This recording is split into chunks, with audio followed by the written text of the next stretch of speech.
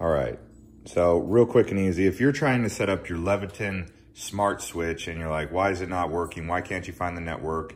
This is how you do it. So you hold this for 14 seconds. So you're waiting for the indicator to be green, okay? So it's going to go orange and then it's gonna go green right here, watch, after 14 seconds. And then it's available to hook up to the, there you go. Okay, let's try it now. So I'll click back. All right, so now let's try it out. Turn on the backyard. Okay, turning on 8 lights. Ah, there you go. So as you can see, it does work.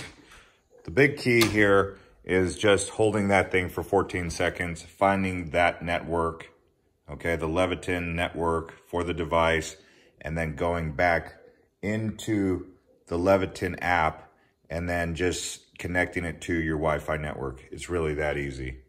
Just wait for that, that light right here to start blinking green. It works, it's connected, it's a smart switch.